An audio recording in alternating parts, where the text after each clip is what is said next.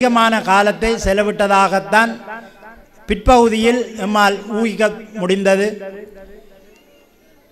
பின்னால் இருந்த ஒரு நிலைமையில் நாங்கள் மிகவும் மனமுடைந்து இந்த முன்பள்ளிக்கென ஒரு கட்டிடம் அமையாதா என ஏக்கங்களுடன் நாங்கள் எமது பொழுதுகளை கழித்து கொண்டிருந்த வேளையில் எமது விக்டோரியா கல்லூரியுடைய ரிஜ்வே மண்டபத்தை புனரமைப்பும் செய்யும் பணி இடம்பெற்று கொண்டிருந்தது. அந்த புனரமைப்பு பணியின் போது அதனை எமது விக்டோரியா கல்லூரி சமூகத்தினரிடம் கையளிப்பதற்காக ஐக்கிய ராஜ்ய பழைய மாணவர் ஒன்றிய காப்பாளர் திரு உலகநாதன் அவர்களும் நிறைவேற்றுக்குழு உறுப்பினர் திரு ரவிசங்கர் அவர்களும் இங்கே அந்த காலப்பகுதியில் இங்கே வருகை தந்திருந்தனர். அப்பொழுது கல்வி அபிவிருத்தி குழுவினரின் சார்பில் நாம் திரு சிவசுப்பிரமணியம் ரவிசங்கர் அவர்களிடமும் திரு உலகநாதன் அவர்களிடமும் ஒரு வேண்டுகோளை முன்வைத்தோம். அதாவது எமக்கான இந்த கட்டிடப்பணி மிகவும் தாமதமாகிக் கொண்டு வருகின்றது. அதற்கு நாங்கள் பல முயற்சிகள் எடுத்திருந்த போதிலும் எதுவும் கைகூடாத நிலையில் உங்களால் ஏதாவது எமக்கு செய்ய முடியுமா என்ற ஒரு கோரிக்கையை அவர்களிடம் முன்வைத்தோம். அப்பொழுது அதனை சாதகமாக பரிசீலிப்பதாக காப்பாளர் அவர்களும் ரவிசங்கர் அவர்களும் எமக்கு ஒரு வாக்குறுதியை தந்து நாங்கள் அந்த எமது பாரதி கட்டிட நிர்மாணிப்பு குழுவினர் இந்த எமக்கு முன்பள்ளி சமூகத்தினருடன் இணைந்து அவர்களிடம் நாம் வேண்டிக் கொண்டதன் பேரில் திரு சீனா ரவிசங்கர் அவர்கள் தனது சொந்த நிதியாக ரூபாய் 5 லட்சம் ஆரம்பத்தில் தருவதாகவும் அந்த 5 லட்சத்தின் துணை கொண்டு நீங்கள் ஏனைய புலம்பெயர்ந்து வாழும் உறவுகளின் நிதி அனுசரணையுடன் அந்த கட்டிடத்தை பூர்த்தி செய்யுமாறும் எமக்கு உடனடியாகவே வாக்குறுதியை தந்திருந்தார்.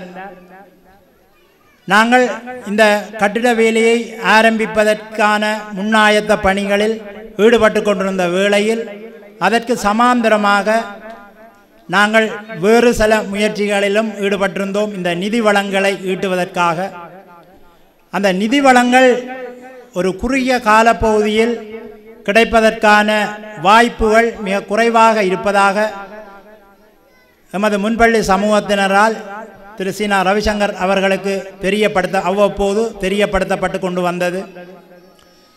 அவ்வேளையில் திரு எமது முன்பள்ளி சமூகத்திற்கு மிகவும் நெருக்கமான திரு சுதாகரன் அவர்களின் எதிர்பாராத ஒரு பிரிவும் எம்மை ஆட்கொண்டிருந்த வேளையில் திரு சீனா ரவிசங்கர் அவர்கள் எம்முடன் தொடர்பு கொண்டு இந்த கட்டிட நிர்மாணிப்பு பணியை அவர்களது கனவிற்கு ஏற்றதாக மிக விரைவில் பூர்த்தி செய்வதற்கு தன்னாலான முயற்சிகளை மேற்கொள்வதாகவும் எம்மை உடனடியாக வேலைகளை ஆரம்பிக்கும்படியும் கேட்டுக்கொண்டிருந்தார்.